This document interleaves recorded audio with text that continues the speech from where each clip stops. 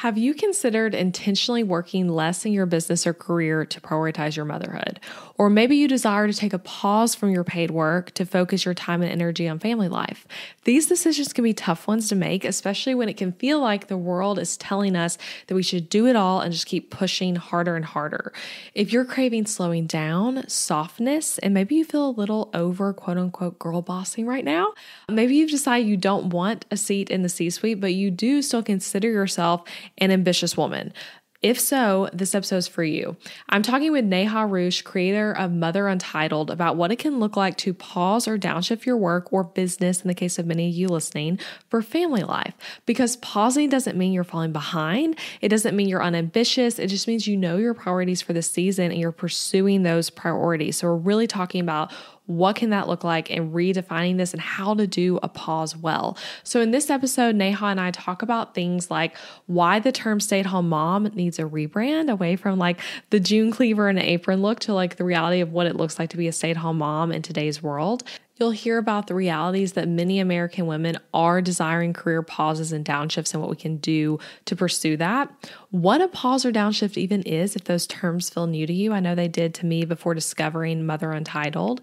What are things you can do to enjoy a career pause, to set goals and rhythms and really, really just enjoy this pause away from work? How you can use a pause to develop your sense of identity aside from your work, and how you can ultimately leverage time away from the traditional workforce to network, explore, and ultimately return stronger than ever. We also talk about the need for stay-at-home moms to have help and support and how to overcome that feeling and stigma that perhaps you, quote, don't deserve help because you are not earning a salary. And she has a lot of great thoughts for overcoming that. So we talk about those things and so much more. And I'm a mom of little kids. So I have an almost 3-year-old and a 4-month-old. This is actually the first podcast interview I have recorded coming back part-time on limited hours from my maternity leave. But for you listening, no matter how old your children are, I just want to say there's something for you here in this episode. Or if you're a woman who knows you want to start a family at some point, but that's not your current situation, this episode will give you a lot to mull over as you make career and motherhood decisions. So I truly love this conversation. I've gleaned so much insight and like thought-provoking things and visions for my own life and our family's life from Neha's work. And so I felt just so honored to get to have her on the podcast. And I think you will also really enjoy this conversation, glean a lot from it and from her work. So here we go. Here's my conversation with Neha Rush.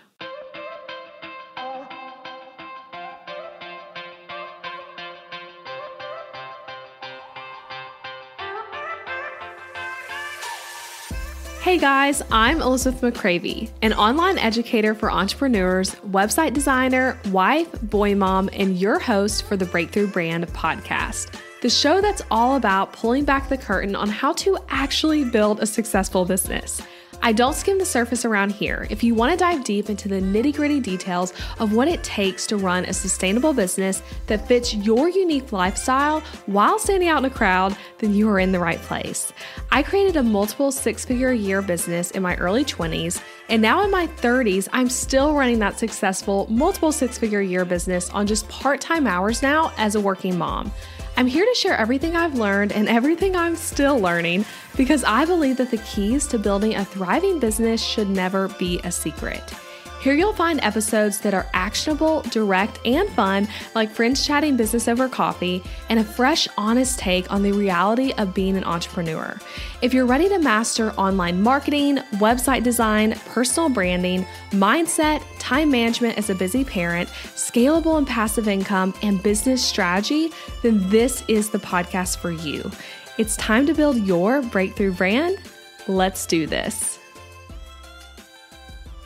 All right, guys, we have Neha Rush on the podcast today. And Neha, I just wanted to say thank you. I told you this before we start recording, but just a big thank you for the work you are doing for moms, because your content has been so impactful to me of like it feels like you've eloquently said things about motherhood and work that I've thought and felt, but like couldn't really put words to it. Felt like no one was talking about. I mean, you're literally talking about things that is like unsaid things that we as women are like feeling and working through. And you've given me different vision and ideas for like what my life can look like as a mom may be different than like what traditional society tells us we should do. So just so grateful for that. And I know this is going to be an awesome conversation. So welcome. And if you could introduce yourself and just tell everyone a little bit about you and your family and the work you do at Mother Untitled. Elizabeth, thank you. That is so generous. And I always love hearing that, but also just love knowing that it reached you and it connected us. I think what shapes so much of this work is the collective of women who resonate with it and are together reshaping the narrative about what it means to be an ambitious woman, either choosing to pause or downshift their work to make room for family life. So my name, like you said, is Neha. I live in New York with my two children and our dog Coconut. And, when they were little, we were just trading ages, and they are now 8.5 and 6. But, when I had my first son 8 years ago, it was the height of the lean in movement, the height of the girl boss era. I had just clocked in a decade climbing a ladder in brand marketing. I'd gotten MBA from Stanford and sort of checked all the boxes. And then I was rocking with him in a glider. And I thought, oh, finally, I feel at peace and I want more of this. And so I say that because I want everyone to know I didn't choose to downshift and then eventually pause my career because I thought it was better for my kids. It was really because it's what worked better for me. And I wanted that for myself. But I was gobsmacked by just the intense shame and stigma I felt reflected by my peers, my family, my colleagues.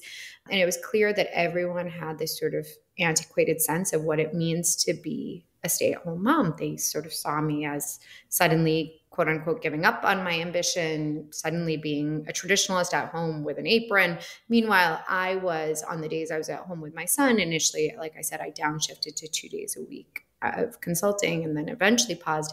But I was meeting incredible women like yourself, who were making bold choices to change their work dynamic and yet had years of work experience before having children, had equitable relationships with their partner, had access to digital tools. So they were still finding ways to grow and create, and none of it matched the character of the stay-at-home mother, which is when I started building Mother Untitled as really the first platform to change that narrative. And now, as we'll talk about, I have a book coming out called The Power Pause. And hopefully it continues to just amplify this very necessary conversation change. Yeah. And I think, your story of like even how you gradually went from downshifting to pausing and doing it for yourself. I feel like that's something that you also don't hear women talk about. It's like, yes, this is great for your children, obviously, but you can also say, hey, I want to do this because I want to be with my kids in this particular season. Yeah, that's awesome. You kind of alluded to this already, but I've heard you talk about how the term stay-at-home mom needs a rebrand. Like you said, it can feel like you're giving up your career as like a statement, or a stay-at-home mom's lazy or privileged or something of that reality, when like the truth is being a stay-at-home mom is not only like super important work, but really challenging. So how can we change the narrative and change the stigma? And also, like, what ways are stay-at-home moms misunderstood? Well, let's start with the misunderstanding, because I think it gets to the heart of the dialogue, right? We commissioned a survey, the first of its kind, of 1,200 stay-at-home mothers across the United States. It was called the American Mothers on Pause Survey. We commissioned it with Proof Insights. We also talked to 1,000 members of the general population. And of the stay-at-home mothers who responded, nearly 8 in 10 said that they just feel grossly misunderstood, right? And I think that's a universal feeling of having inherited a caricature that no longer matches the modern reality. By that, I mean, if you really date back in history to the advent of media, as well as the second wave of feminism, what you're seeing is this like unique timing where in the 1970s, women were finally saying, hey, we can have economic power. We want to be in the workforce. They'd gotten a taste of that in World War II. At the same time, we suddenly saw ads and TV blossoming. So we saw the sort of iconic ad of the woman sitting on top of a washing machine, on a pink dial-up phone with a batch of cookies. And then we saw June Cleaver. And so all of these images all happened to collide at the same time when there was another wave of women saying, wait a second, we want to go into the workforce. We deserve that. So what we see is this sudden power chasm between the sort of progressive woman working out of the home, the feminist, and then the traditionalist who was in the home. And the reality was that even back then, but especially now, we were all much more alike than we were different. But the media really glommed onto those sort of two archetypes. And we started to continue to see media really rally around the woman working out of the home. And we saw a lot of representation in the media about women in the workforce, but we left the woman at home back in the 1970s with apron strings, and a batch of cookies. And the reality, for all the reasons we just talked about in terms of having children later in life, having access to digital tools and resources, having accrued more education than any generation prior, we needed updating on that narrative, right? And the work of motherhood, even on its own, without having access to all the digital tools and all the ways in which we can still contribute and learn and grow, the work of parenthood is more intense than any generation prior, right? So, I think what often feels discounted for women in this stage of life is both their sort of prior work experience and the desire to stay connected ultimately to the workforce, but even still the sort of real impactful and immense intellectual labor and day-to-day labor that is going into running the household. And the combination of which, our movement and this mission is to shine a light on that so women themselves don't feel like, oh, I gave up, and can feel like, wait, I'm doing immense work. I deserve support. And by the way, this is a career pause, not a life pause. I will return. And culture, more globally will be able to say, wait a second, maybe we've been counting these women out when realistically, this is one chapter of their sort of ongoing life. And these are still intellectual, interesting, creative, conscious human beings who are continuously growing and will be able to be welcomed back into the workforce when and if they're ready to. Yeah. Yeah. And I love that a career pause, not a life pause, and just like a shift in priorities even. With the term stay-at-home mom, I'm curious if you think, and I've seen you kind of like even ask this question to your audience on Instagram, but like, do we need an actual new term?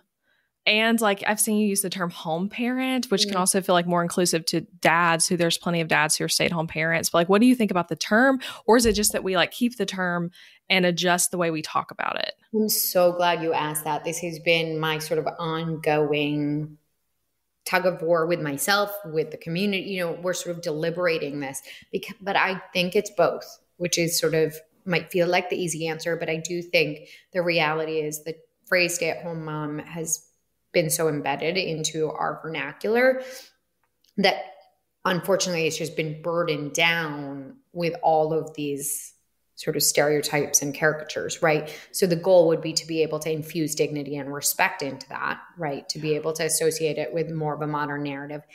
And yet still, there is also sort of flawed linguistics in the phrase. So stay at, right, implies stagnancy. It implies stuck in one place.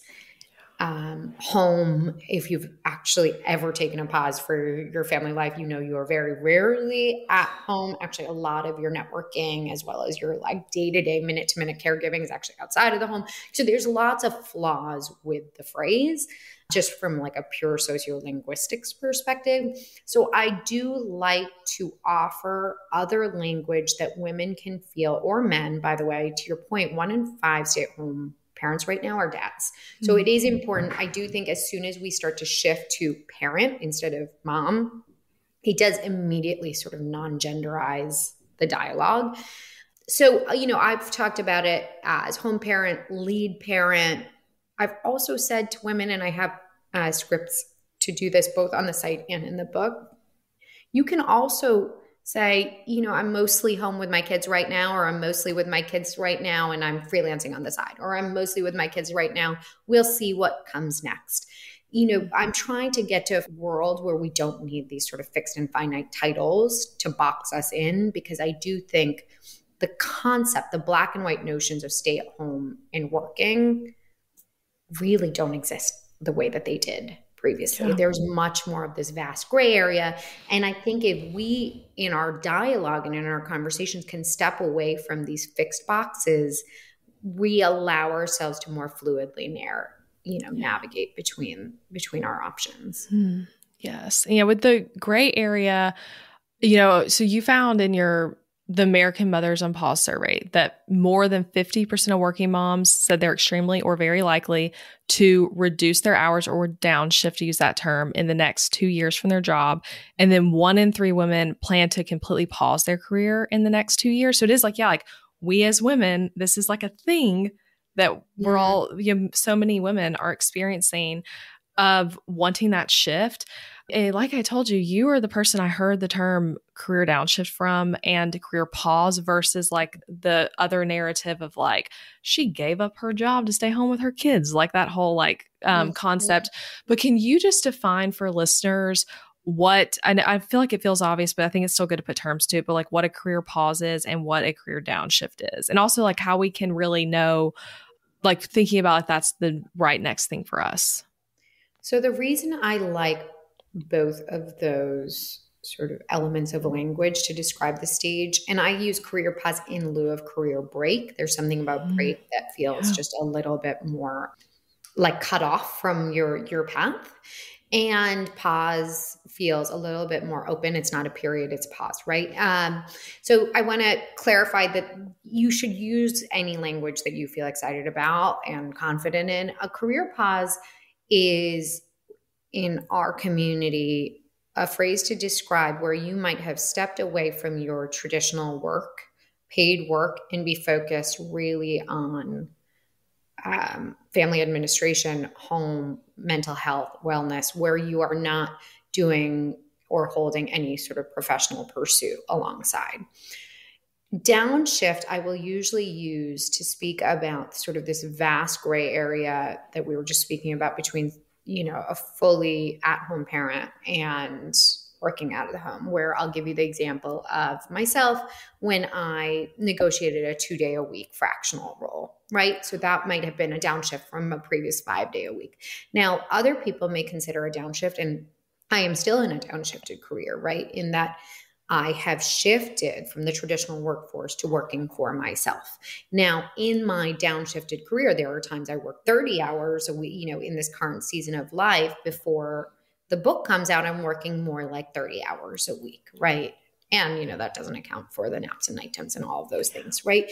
But that is wildly different from when I was sort of planting the seeds for this work, when I was more fully at home and I was doing this really in the fringe hours of family life. And so a career pause may feel more akin to completely sort of focused on family life and using any time in the margins for yourself and your wellness and your partnerships and your community, versus a downshifted career where you may have some connection to paid and professional pursuit. However, even in that range, right, it's a vast gray area, because and this is where there's so many ways to make room for family life as well as make room for yourself.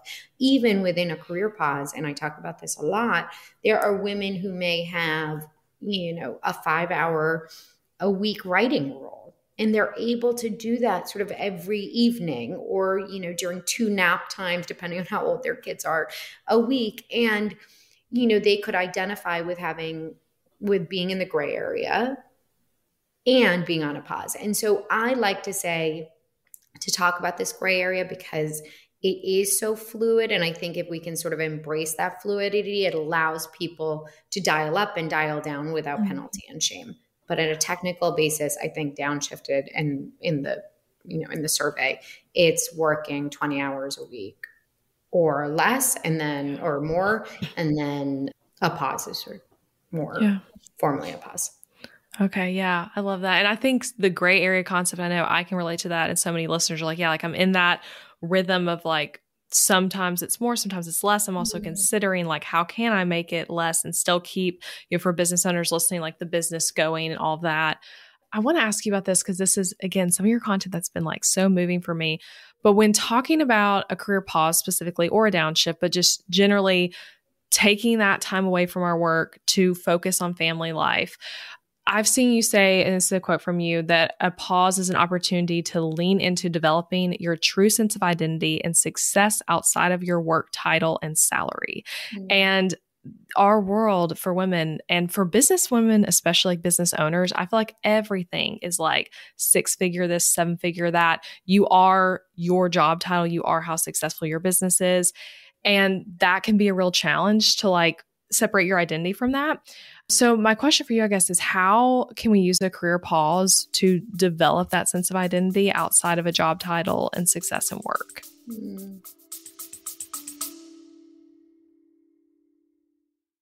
Interrupting this episode with a suggestion for the small business owners listening. Ever wonder what you should do for healthcare when you and your spouse are both self-employed, so there's no work-provided health insurance to participate in? Well, when my husband Adam joined me in the entrepreneurial job space over 4 years ago, we joined Christian Healthcare Ministries instead of getting traditional health insurance. And it was the best decision for us, especially in these years of growing and raising a family while also running multiple businesses. CHM is a health cost-sharing ministry and is a faith-based alternative to health insurance. We did tons of research before choosing CHM, and if you know me and Adam, you know we are all about doing the math when making big or small financial decisions. And even though it's not insurance, CHM shares 100% of eligible medical bills, which is more than the typical 70 or 80% of medical bills paid for by insurance companies. All sharing is determined by the CHM guidelines, which you can check out before and after joining. And for the mamas and mamas to be listening, you truly cannot find a better healthcare option for maternity care. I had a vaginal delivery and a C-section and birth center care and hospital care between my 2 pregnancies and births, and it was all 100% shared for. And outside of birth, we've had our share of emergency room visits and procedures as a family, and those costs were all shared by members at Christian Healthcare Ministries, leaving us only paying our monthly contribution. CHM is less expensive month to month than insurance, and because there's no network, you can choose your care with whichever providers best fit your family. I seriously just cannot recommend Christian Healthcare Ministries enough. You've got to check them out. Go to elizabethmccravy.com/CHM for more information. Also putting that link in the show notes, elizabethmccravy.com/CHM. Now back to the episode. You know, identity is this sort of universal first stumbling block when women make a shift. And that shift, like I said, could be a pause or it could be stepping away from sort of the traditional workforce to freelance or consult. And for so long, especially, you know, in our 20s, 30s, we attach so much of our self-worth and our time and our identity to our workforce. So say, I'm going to use just a very easy example of Google. Right? People who work within Google call themselves Googlers, right? Like truly like have adopted this collective that they are part of as a signifier of who they are. I'll use my own example. I used to say, when someone said, "What do you do?" I would say, "Oh, I run brand at a startup." In those few short words, I was able to say I run, which means I'm in a leadership position, brand, which means I'm somewhat interesting and creative, at a startup, so I'm like kind of techie and like risk taking, right? Like I've conveyed so much of myself in those few short words. And then you part with that. And I remember, and it's the opening part of the identity chapter of the book, when I sort of word vomit out my first response to what do you do in the absence of having a pithy title, right? And it is a real soul searching exercise to have to figure out, well, what am I focused on right now?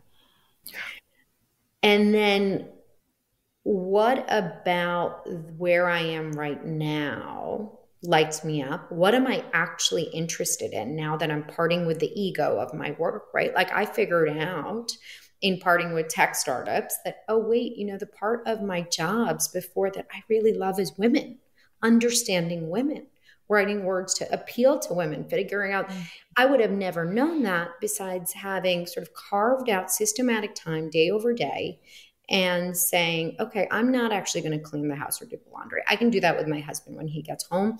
I'm actually going to read blogs. I'm going to, you know, tinker around with like little projects here, you know, on Pinterest and figure out like, what content am I drawn to right now? You know, and a lot of that is self-audit work and really just sort of making, number one, staying open to it and knowing that this is an iterative exercise, right? It's okay to say, oh, I'm like sad to have left Google. Like that was such an exciting industry or that tech startup. But that number one, know that that experience didn't disappear, right? Like that is still foundational. And those skills don't evaporate. I am still a great brand marketer. That part of my identity has not gone away. What I'm going to go step into in this next chapter is just additive to that. So I think that that should give some consolation that like your identity has not evaporated. If you're a 10-year, journalist, that has not gone anywhere. And then giving yourself room day over day to observe yourself. And maybe it's week over week if you're in the throes of parenthood. But really, whether it's journaling, whether it's vision boarding, whether it's reading and it's self-development, books but having sort of a constant practice of exploring interests, and whether that's, like I said, through the digital formats or through physical formats, I think being able to observe yourself and the interests that you may have. And also, all of those non-traditional experiences, right? Advising your partner on their business, or advising, counseling a friend on something they're going through, volunteering. You're able to, when you step outside of the confines of your traditional job, you're able to open yourself up to new experiences. And it's not to say that you're going to be able to do that week one and sort of making that change, but over the year, over 2 years, you'll have started to accrue different data points that start to give you clues as to things that you're excited about. And it's important to be able to document that for a few reasons. One, from a practical perspective, when you go back to, revisit your resume and you want to add some bullets, some of the best bullets, even when you're in a full pause to focus on family life, are the sort of non-traditional ones, like managed a relocation, facilitated benefit, on behalf of school. All of those things, if you can keep track of those accomplishments, they start to tell a story when you look backwards. And so I think giving yourself sort of increments of time to come back and see where you are, and going through a sort of weekly, if not daily, exercise of observing your interests and yourself, really. It's just almost like a self-study. Yeah, I think like we're talking about for like ambitious women who are taking a pause, having that bit of like a goal really of like, hey, I'm going to focus on discovering myself, being creative, observing, journaling, and things like that can feel really empowering in the chaos sometimes of like being around with small children. What are some other ways maybe that women who are on a career pause can set goals and rhythms to help them really enjoy the pause and find some of this creativity within themselves too? So you're getting to sort of that second section of the book, which I love, which is really how do you give yourself permission to actually embrace this chapter, right? If you've hopefully if you've done the sort of upfront work and the identity work and the financial preparation, and you're realizing, okay, this is one chapter, then it becomes about, well, this chapter is still my chapter. I think too often when we're raising kids and we've shifted our careers to make room for that, we think, okay, well, the success metric, and this comes up in our American Mothers on Pause survey, is a healthy kid, happy kid. And of course we want that, but we also set ourselves up to fail if we think a well-behaved child is a metric of our success as both a parent and as a human being. And so, one of the risks in stepping into this stage of life, especially as an ambitious parent, is you set all these goals about who you want your kids to be, and, like creative eaters and like, adventurous campers. And then you realize like my kid hates bugs and like only eats white foods. And like, so you can't feel like, oh my gosh, I've just wasted the last 5 years. And so setting your own goals, and I go through this in great specificity in the book, but at a high level, personal goals and sort of family values and North Stars, like things to sort of feel like you're moving forward. Goals in reality don't necessarily always need to be accomplished, but they give you periods to come back and reevaluate. Okay, have I made forward moving progress? Am I learning in ways that I'm excited about? And I think at a time when you can often feel like, oh, I've given so much of myself to everyone else, it conserves some of that energy for yourself, and it holds you accountable to yourself. Yeah, that's wonderful. Yeah. And, you've talked about this before, but how stay-at-home moms, it's a 24 hours, 7 days a week type of job. But like few women who are staying home or in a downshift situation feel like they can outsource any care, whether it's to a family member or to like paid a nanny or a daycare and things like that. And in that survey, you said that you found 37% of stay-at-home moms feel guilty outsourcing any childcare because they aren't earning their own salary, which is just like, ugh, like that's so hard. And I have friends who are in that situation where I watch this of like, you need a little bit of help. You deserve time for you, a little or a lot of help. How would you encourage the mom who's feeling that way? Like, hey, I don't deserve help because I chose to be a stay-at-home mom or because I'm not earning a salary.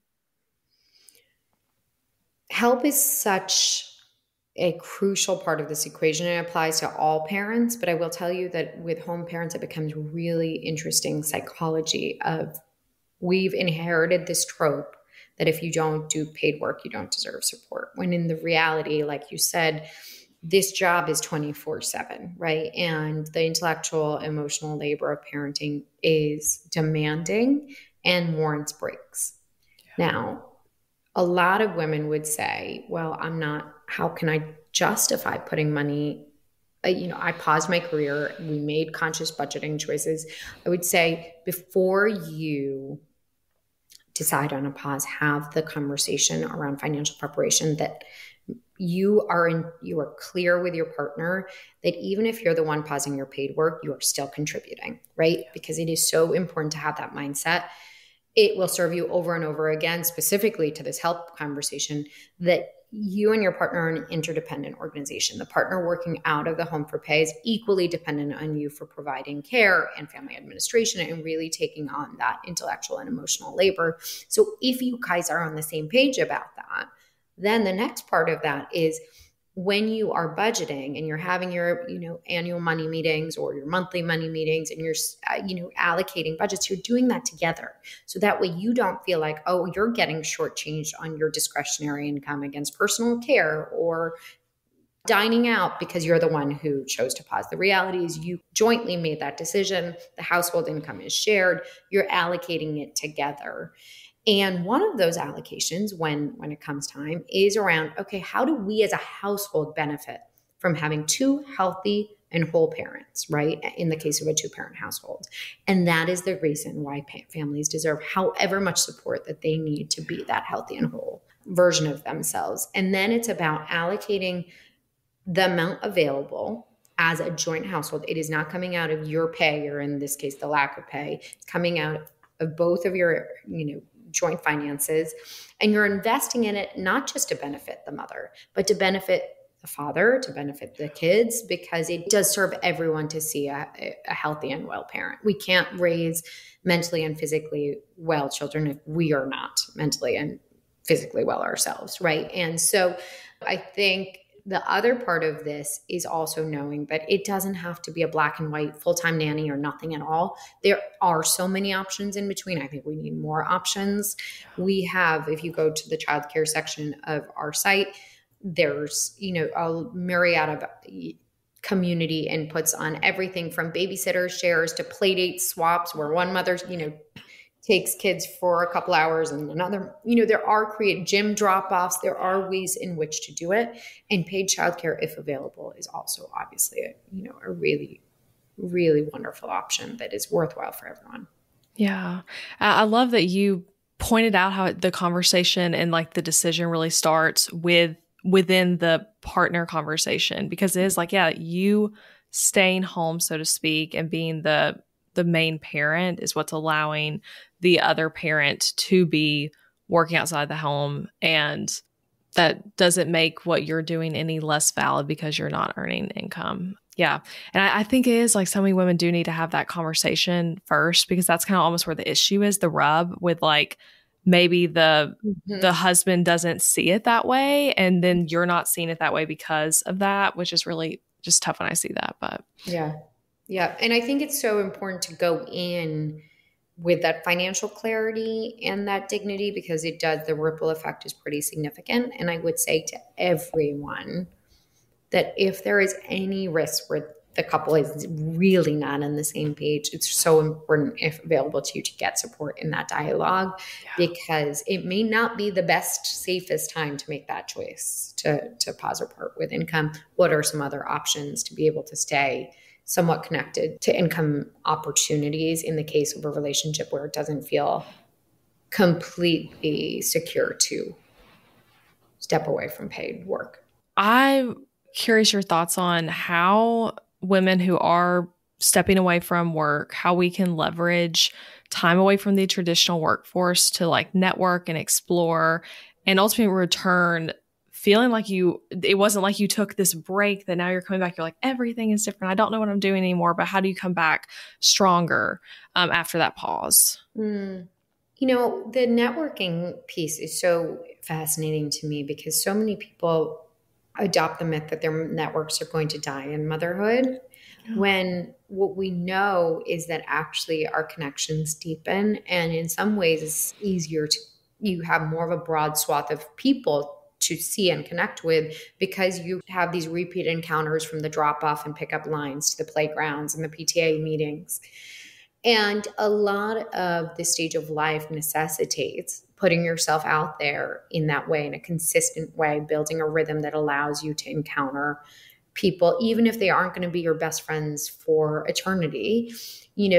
Being able to go to the same baby class or go to the same PTA meeting because you're going to have those repeat interactions, which is the recipe for making friends and building your network. So that in-person networking is so right, because the reality is when you're in that drop-off line or that pickup line, the woman in front of you might be a CEO, she might be a small business owner. There are so many interesting people around you that you can still be learning from. So that's part one. Part two, I would say your digital networks and your online networks allow you a low-touch way to stay connected. So by that I mean LinkedIn. Too many women will sort of shirk away from that platform once they've paused because they don't know what to say when everyone else is sort of, climbing the ranks and posting about their promotions. And the reality is that no one is watching you as closely as you're watching yourself.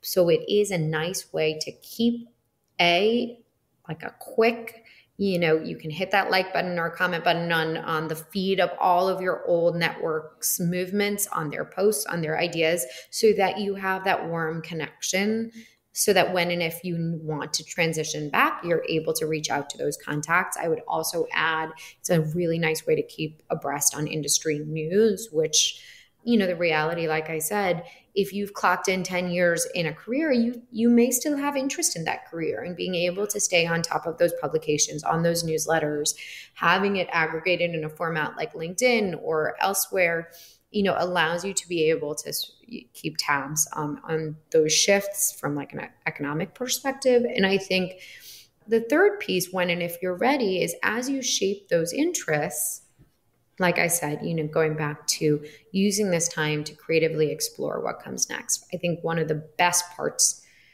gifts of stepping away from your paid work is parting with a lot of the ego that comes with, oh, this was exactly where I worked, and this was exactly what I did, and this was my job description.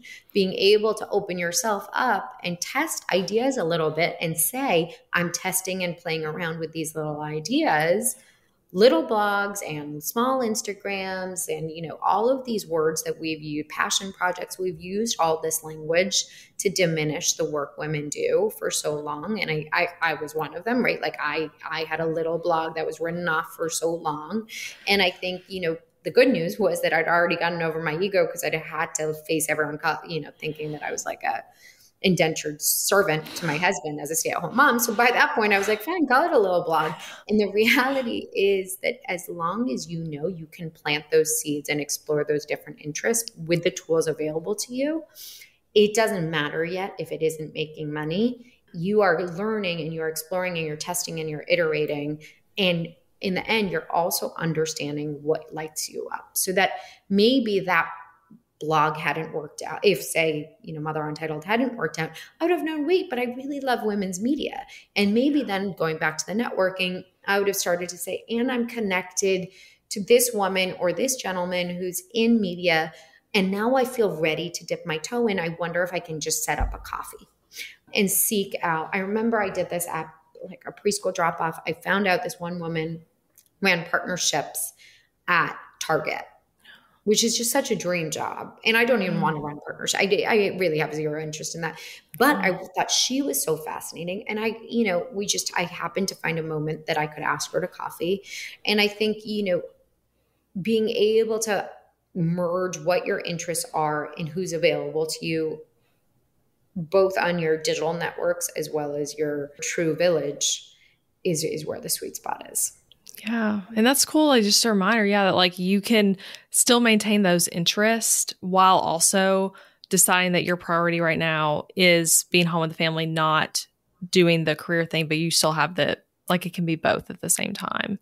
I would add the one thing I also did that I talk about in sort of toward the end of the book, in the chapter around networking. I didn't stop going to, I obviously wasn't going to conferences all the time, but if there were women-owned networks, I used the example of Hey Mama, which was back then a moms in business networking. Even though I was a home parent and on a pause, I could still walk into that room and say, yeah, I'm mostly at home with my kids. I was in marketing, just to be able to be in the room and hear other people's ideas and build my community and network.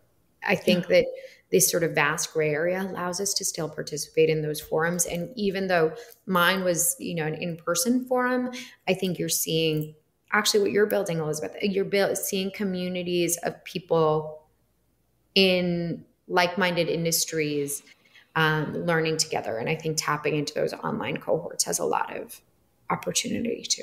Yeah. It takes you out of some of the elements of being a home parent that can feel like you're just completely separate from the career aspect you were so used to by being involved in that way. Mm-hmm. Yeah.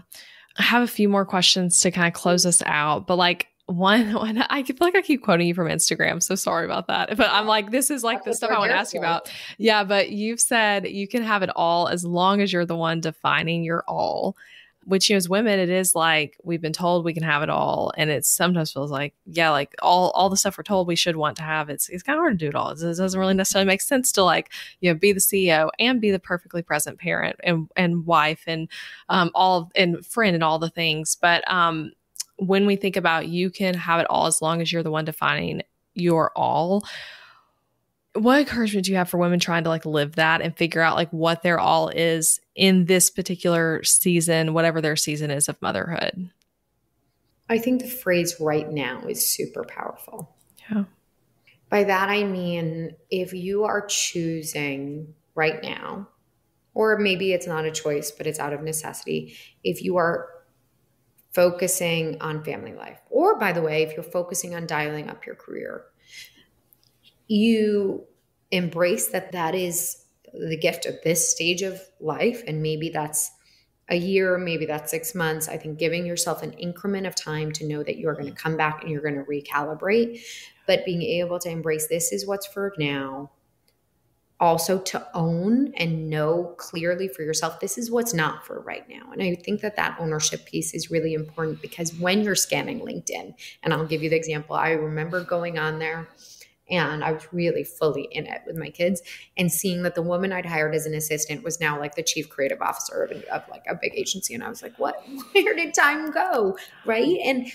But then I thought to myself, and look at what I've been able to enjoy. And I chose not to focus on that for right now. I let go of that. I made that choice. And I think the ownership of this is not for this stage. You have no idea what that person chose or didn't choose, what they let go of, what their own sort of equation and all was looking like behind the scenes. You can only focus on what you chose to focus on, what you're letting go of. And then that last part, which is the most important part, that it is a long game. And when you accept it as a long game, and that if you're strategic, you're able to dial up again, or dial in a different direction again. That's where the magic is. And that's where a lot of peace is. Yeah.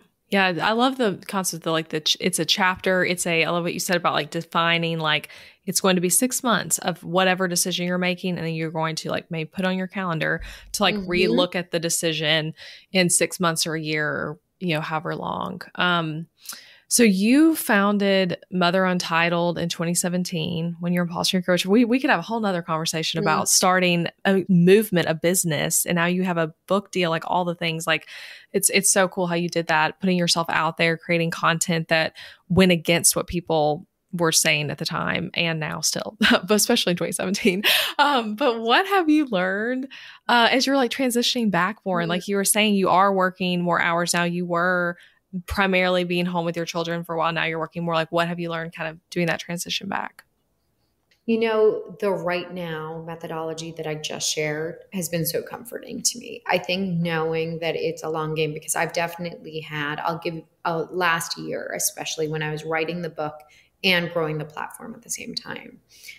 I was a hard year. I just had sort of fallen into this new career sprint that I wasn't sort of prepared for from an infrastructure perspective, right? Because I didn't have a lot of childcare at the time and my kids were in school, but as we know, there are holidays and sick days and, so it didn't feel, it felt like there was a learning period. And so I would say that applies to every transition, right? There is a learning period. There was a learning period between my husband and I on refiguring out, wait a second. And by the way, we're still doing this. I had been the parent who managed a lot of the day-to-day. And now, I can't be the default as much. So we need to, recalibrate around that. Re-examining childcare and how much support we need to have to be able to feel secure. So we have a babysitter 4 afternoons a week during the school year for 3 hours. We either block and tackle on pickup or, she gets both kids and then we all sort of reconvene at 4:30 and she helps prep dinner. And that's a big shift, right? But it's what we needed for this season. And I think, as I said before, I think the right now piece was so helpful because when the guilt ate me alive of like, I'm not the one doing pickup, how, all those mothers who always saw me at school now probably think I'm just like disappear. All of those thoughts went through my head. And then you realize you can do what keeps you healthy and whole. And my kids get to see me do this. And then eventually I have no doubt I will shift back. Right. And I think if I do my work right and this movement works, I think all of our daughters and all of our children will grow up never really understanding what stay at home and working mother means. I think they'll just know that I was there, I was present, I got to do a lot of things I cared about, but I really made them the priority always. Yeah. Oh, I love that. We could talk about the whole mommy wars concept. That's a whole nother thing. But yeah, that it doesn't have to, it's more fluid. In both terms they don't have to define us. With your book, The Power Pause, that comes out in January 2025. I pre-ordered it. I wish I was reading it now. I wish it was like here to read. I seriously am so thrilled for it, but I've pre-ordered it. I've requested it to be at the Nashville Library. But tell listeners what you hope people will take from the book and what kind of resources and things they can expect in it. Thank you for asking and thank you for your support. I really am. I just got chills. I really am so excited for it to be out there and on shelves. The reality when I was stepping into this chapter of at-home parenthood and, sort of finding my way back to passion projects, I just found myself thinking like there's so much great literature and great guidance for the traditional working parent, right? Like how to be more efficient with our time, how to return to work, all of that was there. And there was yet to be a guide for how do you step into a pause with confidence around your identity, guidance as to how to prepare financially, comfort knowing that your career is not over, a way in which to approach the time at home with strategy so that you can goal set and feel like you're moving forward and set up rhythms not only for your children to thrive, but for you to be able to thrive and grow alongside them. Guidance from experts on how and why to invest in help and be able to have those conversations with your partner and get the right kind of help. And then ultimately be able to use this time to network. I mean, I have scripts in there for, small talk even, because some of that practical day-to-day guidance is what we need. We need that language that helps us feel confident and walk through this stage of life with our head held high. And obviously, there's guidance in there also to figure out, well, what comes next? And if you are returning to the traditional workforce, how to negotiate and advocate for yourself. So it really follows the arc of a woman preparing to pause, walking through that stage of life, and ultimately returning with confidence. You're talking about all this stuff like the scripts, like that's so needed of like, That's yeah, my favorite part. I know. I'm like, I want to read it now. It's a how-to format. I had the most fun with the exercises at the end of each chapter. A lot of people thought like, oh, is it a memoir? No. My story obviously strings the whole thing together, but I was lucky enough to interview 100 real mothers and countless experts, from time management experts to financial coaches, to heads of human resources, to really make sure that the book felt really practical. Yeah. Well, I'm so excited about it. Yes. And so people can go to Mother Untitled to get the book, and I can link to that in the show notes of where to like pre-order it and get all that good stuff, and link to your Instagram, because that's just so much great content on there like daily that is inspiring. And I always love reading the comments sections on your posts too, because there's so much good, just like seeing the real stories of women who are like embodying what you were talking about. Mm-hmm. That's what I said to you in the beginning. It really is the collective of us just changing the conversation together and really owning those pauses and shifts. So thank you for doing that so bravely about your own seasons and journey with work and family. Yeah. Awesome. Well, this was such a great conversation, Neha. Thank you for being a guest. Thank you for having me. Thank you for listening to the podcast, friend. I appreciate you being here. That just flew by, didn't it? Hey, if you enjoyed this episode, I really want to encourage you to check out my website, where you will find tons of resources to help you grow a profitable and sustainable business. Over on ElizabethMcCravy.com, you'll find things like free workbooks, guides, quizzes, lock screens, and checklists to encourage you in your business, help you grow, and give you practical solutions to many business problems. You'll also find my top business tools. Like, yes, I literally list out all the major ones for you on my website. And I even have a lot of special discounts and offers for you guys to snag as you try these products, services, and softwares. If you want to take the podcast content and make it super actionable, my resource page is here to help. So go to elizabethmccravy.com/tools to access everything. I hope you have fun exploring all of it over there. And if you loved this episode, leave a rating and review for the show wherever you're listening, or share with a friend. That's a great way to support the podcast, and I appreciate it so much. Thanks again so much for listening. I'll be back next week with a new episode. Bye for now.